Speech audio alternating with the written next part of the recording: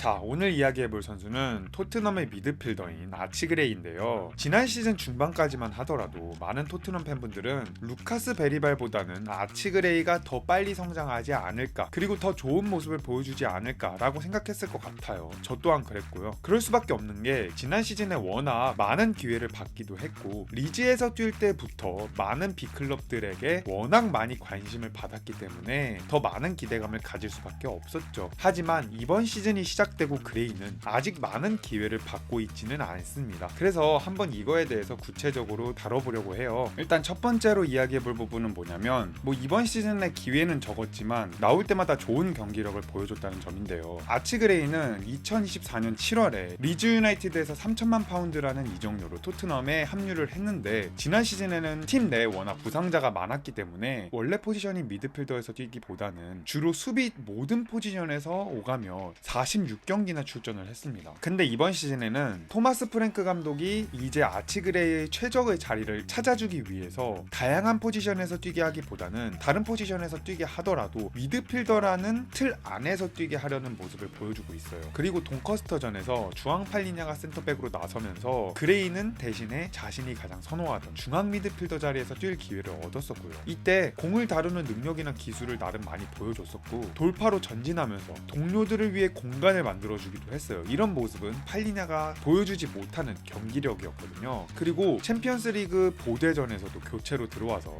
상대에게 자책골을 유도하면서 승점 1점을 얻어내기도 했고요. 그래서 프랭크 감독 아래에서는 아직까지는 출전 기회가 제한적이긴 하지만 그레이는 나올 때마다 잠재력을 최대한 보여주기 위해서, 그리고 이거를 터뜨려주기 위해서 최대한 노력을 하고 있는 것처럼 보이죠. 그리고 최근에는 이제 리즈 유나이티드 홈으로 오랜 시간 동안 뛰었던 구장으로 다시 돌아가기도 했었죠. 근데 리즈 유나이티드 팬들 입장에서는 자신들이 기억하고 있는 아치그레이에 대한 모습이 많이 달랐을 거예요. 왜냐면 리즈에서 뛸 때는 엄청 마르고 어렸던 그레이가 자신들의 팀을 항상 구해주는, 그리고 항상 버팀목을 해줬던 그런 선수로 기억하고 있었을 텐데, 토트넘에서는 주전자를 아예 잡지 못했고 거기다가 리즈전에서는 교체 명단에 있었지만 후보로도 아예 출전을 하지 못했어요. 그래서 나올 때마다 좋은 경기력을 보여주고 있는 것은 사실이지만 아직 받고 있는 기회가 너무 적은 상황이다, 이렇게 보시면 될 것 같아요. 그러면 지난 시즌에 46경기가 넘는 경기를 뛰었다고 말씀을 드렸는데 어떤 포지션에서 뛰었는가, 이거를 좀 간단하게 살펴보면 정말 복잡한 데뷔 시즌이었을 것 같아요.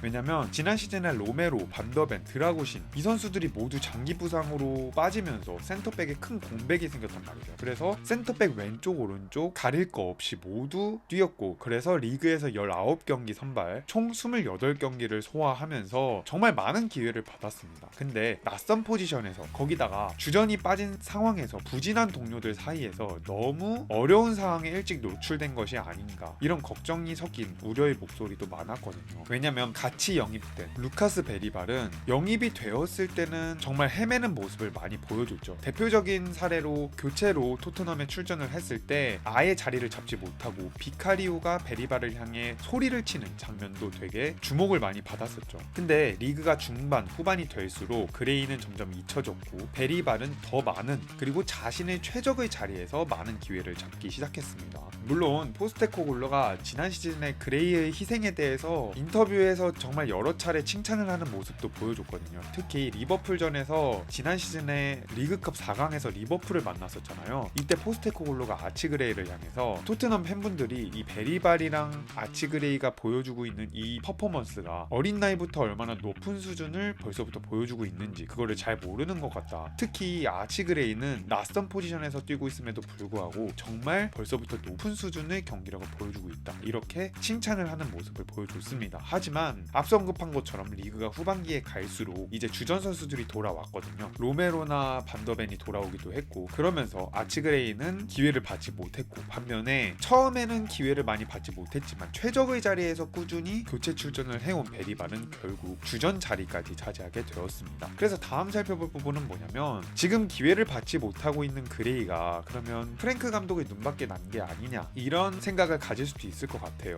근데 다행인 점은 뭐냐면 애초에 아치그레이는 프랭크 감독의 픽이었어요. 왜냐면 지난 여름 초에 브렌트포드는 애초에 클럽 역사상 최대 규모의 이적료로 그레이를 영입하는 데 눈앞에 두고 있었다고 해요. 그레이를 영입하기 위해서 브렌트포드는 3년짜리 체계적인 성장 계획을 정말 구체적으로 방식으로 그레이에게 제시했고 이거에 대해서 정말 깊은 인상을 느꼈다고 합니다. 그리고 브랜트포드 스카우트 팀은 아치 그레이가 세계적인 수비형 미드필더로 성장할 자질이 있다고 판단을 했다고 해요. 거기다가 당시에는 뇌르고르까지 있었기 때문에 뇌르고르의 튜터까지 받게 된다면 아치 그레이가 정말 향후 미래에 우리 팀의 수비형 미드필더를 책임져주지 않을까 하고 진지하게 영입을 검토하고 거의 확정 단계까지 갔다고 합니다. 그래서 아치 그레이는 메디컬 테스트까지 이미 마쳤었고요. 어디서 거주해야 될지 이 위치에 대한 논의를 진행했다고 해요. 거기다가 당시 브랜트포드 감독이었던 토마스 프랭크가 이 이적을 적극적으로 승인했습니다. 근데 갑자기 토트넘이 하이제킹을 시도하면서 완전히 판도가 바뀌었는데요. 갑자기 바뀐 이유가 뭐냐면 아치 그레이 가족 중에서 일부가 셀틱 팬이었어요. 근데 포스테코글루가 과거에 셀틱 감독을 맡았을 때 2시즌 동안 5개의 트로피를 들어올린 바 있죠. 그래서 워낙 포스테코글루 감독 거기에 셀틱 팬이었던 아치 그레이 가족 일부 때문에 토트넘 행이 갑자기 적극적으로 추진이 되었고 결국 토트넘 행이 성사가 되었죠. 그래서 포스테코글루가 뭐 최적의 자리로 그레이를 기용하진 못했더라도 다양한 자리에 기회를 주면서 그레이가 성장할 수 있도록 많은 도움을 주었죠. 그래서 결국 아치 그레이가 토트넘에 간 거는 포스테코글루 덕분이라고 보시면 될 것 같아요. 근데 토마스 프랭크 감독 역시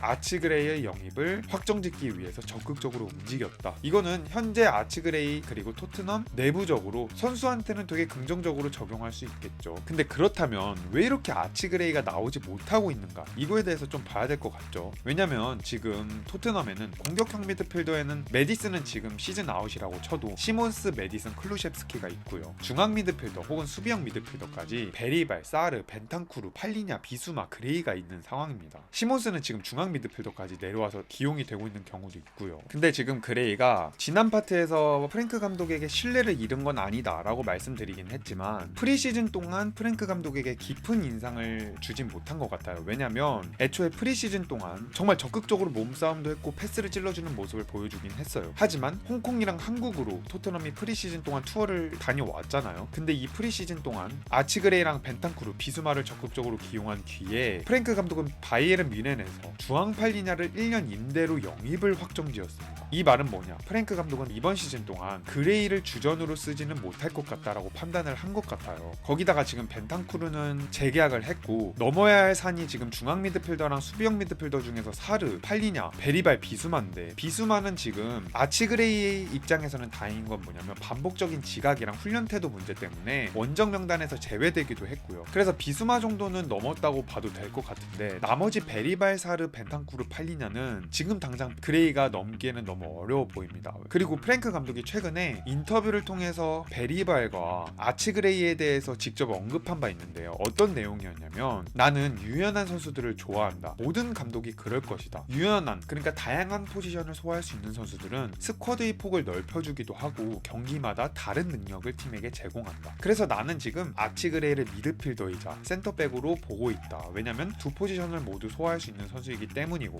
베리발도 지난 시즌부터 여러 차례 기회를 받아온 만큼 많이 성장을 했기 때문에 나에게 깊은 인상을 남겼다. 이런 식으로 언급을 했어요. 근데 뒤에 어떤 말을 하냐면 아치그레이가 프리시즌 경기에서 정말 훌륭한 활약을 펼쳤고 벌리전에서도 성장하는 모습을 보여줬고 웨스트햄에서는 명단에 제외되었지만 다음날 훈련에서도 정말 환상적이었고 이렇게 좋은 말을 하면서 하지만 경기에는 11명만 뛸 수 있다. 규칙을 우리가 바꿀 수 있을까? 불가능하다. 몇 명 더 넣을 수 있으면 참 좋을 텐데 말이다. 이렇게 말을 하는데 즉 아치그레이는 선발 명단에 넣을 수 없다는 말이겠죠. 거기다가 최근에는 사르가 좋은 모습을 보여주고 있고 거기다가 벤탄쿠르랑 팔리나를 빼면서까지 아치그레이에게 리그나 챔피언스리그 중요한 경기에서 기회를 줄 것 같진 않아요. 그래서 지금 그레이가 높은 잠재력과 좋은 훈련 태도를 인정받는 것은 사실이지만 이 난관을 어떻게 극복해야 될지는 정말 막막해 보입니다. 만약에 지금 팔리냐가 다행인 점은 1년 임대로 토트넘에 합류한 거잖아요. 하지만 선택적 이적 옵션이 포함되어 있죠. 토트넘이 만약에 팔리냐를 완전 영입을 하고 싶어 한다면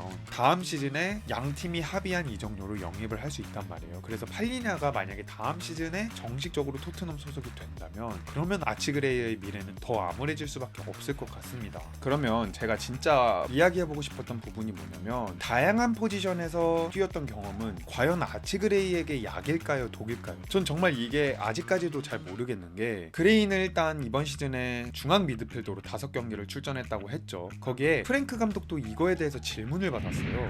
다재다능한 선수는 결국 한 포지션에 집중해야 하는가? 여기에 대해 프랭크는 현대 축구는 더 유연해졌습니다. 선수들이 최고의 경기력을 보여줄 때 대부분 한 포지션에 고정되어 있습니다. 하지만 요즘은 센터백이 풀백으로도 뛰고 미드필더가 10번 혹은 6번 역할을 오가기도 하죠. 그리고 선수들이 전성기에 다가갈수록 그때가 바로 자신에게 맞는 포지션을 확립해야 할 시점이라고 생각해요 라고 말하면서 나름 아치그레이가 다양한 포지션에서 뛴 거에 대해서는 긍정적으로 의견을 표출했습니다. 다만 제가 말하고 싶은 부분은 뭐냐면 프랭크가 언급한 부분은 동일한 포지션에서 세부적으로 위치가 달라지는 것이지 큰 틀에 대해서는 언급하지 않았습니다. 이게 무슨 말이냐, 미드필더에서 놓고 보면 공격형 미드필더로도 뛸 수 있고 중앙 혹은 수비형 미드필더처럼 미드필더 안에서 정말 다양한 경험을 하는 건 너무 좋은 기폭제가 될 수 있다고 생각을 해요. 대표적인 예로 맨시티의 펩 감독이 선수들에게 그런 경험치를 많이 부여하죠. 예를 들어서 필 포든이 과거에는 오른쪽 윙어로도 기용되기도 했고 공격형 미드필더 혹은 더 아래에서 세부적인 위치를 통해서 위치를 움직였습니다. 그리고 그 경험은 현재 포든에게 너무나 큰 도움이 되고 있죠. 거기에 오라엘리나 누네즈, 루이스도 마찬가지로 본래는 미드필더인 선수들이 지금은 풀백에서 뛰고 있습니다. 근데 이게 가능한 이유가 뭐냐면 맨시티 전술은 애초에 윙백들이 중앙으로 좁혀서 빌드업 과정에서 도움을 주는 경우가 많죠. 그렇기 때문에 이런 경우에는 미드필더에서 풀백으로 이동하긴 했지만 결국 선수들이 뛰는 위치는 크게 달라지지 않았어요. 근데 저는 그레이의 경우는 약간 다르다고 생각하거든요. 왜냐면 그레이는 수비형 중앙 미드필더에서 움직이는 게 아니라 지난 시즌에 오른쪽 풀백, 왼쪽 풀백, 센터백으로 대부분 뛰었습니다. 여기에서 잠깐 뛴 것도 아니고 이 포지션에서 거의 모든 시간을 할애했어요. 따라서 미드필더로 나왔을 때 공을 가진 상황에서 자신감을 잃은 모습을 많이 보여주기도 했어요. 하지만 아직 어리기 때문에 이런 모습은 충분히 개선할 수 있죠. 그리고 프랭크 감독이 언급했던 거는 애초에 선수들이 전성기에 다가올수록 그때가 자신에게 맞는 포지션을 확립할 시기라고 말을 한 만큼 아치그레이는 아직 06년생이잖아요. 워낙 어린 만큼 이거에 대한 개선 그리고 잠재력을 터뜨릴 수 있는 시간은 워낙 많긴 하지만 과연 지난 시즌에 미드필더라는 틀에서 움직인 게 아니라 워낙 다양한 포지션에서 뛴 게 오히려 의구심이 들기도 해요. 물론 어린 나이에 안 뛰는 것보다는 조금이라도 더 뛰는 게 당연히 좋겠죠. 근데 베리발이랑 똑같은 연생과 똑같이 영입이 된 만큼 비교를 당할 수밖에 없는 게 앞서 언급했던 것처럼 시즌 중반까지는 거의 기용을 받지 못했습니다. 근데 자신이 원하는 역할을 계속 부여받으면서 미드필더 위치에서 계속 거기서 기회를 받은 만큼 결국 2년차가 되니까 자신의 최적의 자리를 찾았단 말이죠. 그럼 이제 베리발은 거기서 계속 경험치만 쌓으면 돼요. 근데 아치그레이는 그런 경우가 아니었기 때문에 이게 너무 아쉬움이 느껴집니다. 그래도 다행인 점은 뭐냐면 5경기밖에 못 뛰긴 했지만 나름 최적의 역할을 찾긴 했어요. 지금 고대전에서는 오른쪽 침투를 하며 상대 수비를 흔들기도 했고요. 브라이튼전에서는 추가 시간에 쿠두스의 결정적인 찬스로 이어지는 정말 엄청난 원터치 패스를 내주기도 했죠. 이게 무슨 말이냐, 아치그레이가 무조건 6번 미드필더다, 수비형 미드필더다, 이거보다는 좀 더 공격적인 역할을 부여받았을 때 더 좋은 활약을 보여줄 수 있을 것이다, 이런 기대감을 갖게 만들어줬습니다. 그래서 아치그레이는 박투박 8번 미드필더, 중앙 미드필더에서 더 많은 기회를 받으면 정말 빠른 성장을 할 수 있지 않을까, 이런 생각이 들고 있고요. 그리고 베리발이랑 사르가 무조건 토트넘의 닭주전이다, 이건 절대 아니라고 생각합니다. 베리발, 사르도 더 많이 성장을 해야 되는 선수들이고요. 아직 확고한 주전이다, 이런 입지를 얻은 상황은 아닙니다. 그래서 아치그레이가 지금처럼 좋은 훈련 태도와 나올 때마다 좋은 활약을 보여준다면 프랭크 감독의 신뢰를 더 얻지 않을까 싶고요. 저는 그리고 아치그레이를 토트넘에서 지금 너무나 좋아하는 선수인 만큼 이번 시즌에 많은 성장을 이뤄냈으면 좋겠습니다. 그래서 오늘 영상은 여기까지고요. 이렇게 끝까지 시청해주신 분들 너무 감사합니다.